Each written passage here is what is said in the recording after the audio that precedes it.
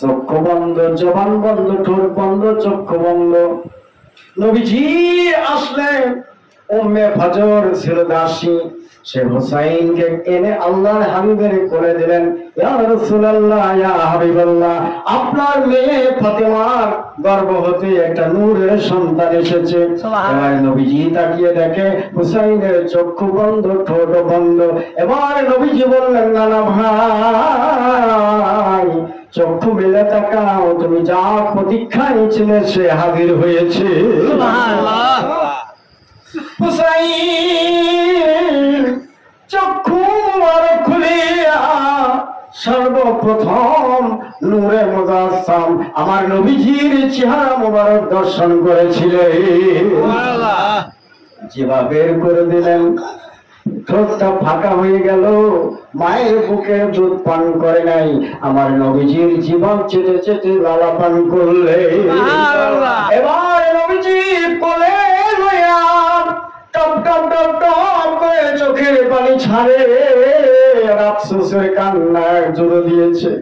উম্মে ফাজর বলেন, ইয়া রাসূলুল্লাহ, ইয়া হাবিবাল্লাহ, এত আদরের নাতনি কোলে নিলেন, নাতিকে কোলে নিলেন, মানুষ তো আনন্দ পায়, আপনি কেন কাঁদেন? আমি যে জন্য কাঁদি রে, তোরা তো তার খবর জানোস না। ও উম্মে ফাজর, আমি এই জন্যে কাঁদলাম, আমার হুসাইনকে কোলে নেওয়ার পরে আল্লাহ রাব্বুল আলামিন আমার কাছে গায়েব জানিয়ে দিলেন, তোমার আদরের কলিজার টুকরা নাতি একদিন কারবালার ময়দানে তোমার উম্মতের গোষ্ঠীরা তাকে শহীদ করে দিবে। নবীজি একদিনও বলেন নাই, আল্লাহ আমার হুসাইনকে কারবালার থেকে হেফাজত করে দোয়া করেন নাই, মাওলা আলী কারামাল্লাহ নজর করেন নাই, খাতুনের জান্নাত করেন নাই। কেন করেন নাই? নবীজি জেনেছিলেন হুসাইনের শাহাদাতের মধ্য দিয়ে আল্লাহর নবীর আহলে বাইতের অনুসারী মুসলমানদের মধ্যে যারা গুনাহগার হবে, কোটি কোটি মুসলমানদেরকে হুসাইনের রক্তের বিনিময়ে মাফ করানো যাবে। বলেন তো নবীজি কার পাগল? উম্মতের পাগল, ঠিক না? উম্মতের পাগল। একদিন আরেকটা হাদিস শুনে, হুজুর সাল্লাল্লাহু আলাইহি সাল্লামের সর্বশেষ পুত্র সন্তান হযরত ইব্রাহিম 4.5 বছর বয়স, আর বাকি তৈয়ব তাহের, আবুল কাসেম ওনারা কোলে কোলেই মারা গিয়েছেন।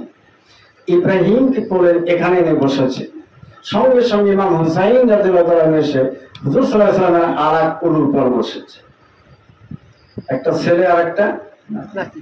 সঙ্গে সঙ্গে জিবরাইল আসিয়া দয়ার নবী জিন্দা নবীকে সালাম জানিয়ে বললেন, নবী গো, আল্লাহ রাব্বুল আলামিন একটা সংবাদ দিয়েছেন। কি সংবাদ?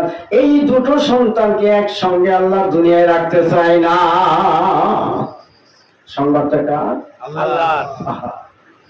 একসঙ্গে রাখতে চায় না, তবে কাকে রাখবেন আর কাকে রাখবেন না এরা আল্লাহ দেয় নাই, আপনার পর ছেড়ে দিয়েছেন। আপনার পর ছেড়ে দিয়েছেন। আপনি যদি ছেলেকে রাখেন নাতি চলে যাবে, আর যদি নাতিকে রাখেন ছেলে চলে যাবে। আপনি যাকে রাখেন আল্লাহ তাকেই মেনে নেবে। বলেন না সুবহানাল্লাহ। কঠিন পরীক্ষা না? খেয়াল করেন আমরা কার জন্য মহরম করি। হ্যাঁ, ছেলেকে রাখেন বা নাতিকে রাখেন, আপনার এখতিয়ার, আপনার পর আল্লাহ ছেড়ে দিয়েছেন। আপনি যেটা পছন্দ করেন আল্লাহ সেটাই মেনে নেবে। আল্লাহর নবী ডান হাতখানা উঁচু করে ইমাম হুসাইন রাদিয়াল্লাহু তাআলা আনহুর গর্দানে পর দিয়ে বলছে, জিবরাইল রে, আমি হুসাইনকে রেখে দিলাম। তাফসীরকাররা বলেন, জিবরাইল ফেরেশতা ওই দিন হাওমাও করে কাঁদে, ইয়া রাসূলুল্লাহ, ইয়া হাবিবাল্লাহ, আপনার 3টা পুত্র সন্তান চলে গিয়েছে, এটি আপনার শেষ সম্বল বড় হয়েছে, পিতা হয়ে কেমন করে সন্তানকে ছেড়ে দিয়ে নাতিকে রাখেন? বলে, আমিও কষ্ট পাচ্ছি, আমার ছেলের মাও কষ্ট পাবে, কিন্তু একটা কথা জেনে রাখো। কি কথা? হুসাইন যদি চলে যায় আমার মা ফাতেমা বেশি কষ্ট পাবে। আমার ফাতেমা যদি কষ্ট পায়, আমি শুনেছি ওই কষ্ট সরাসরি আমার আল্লাহ পায়।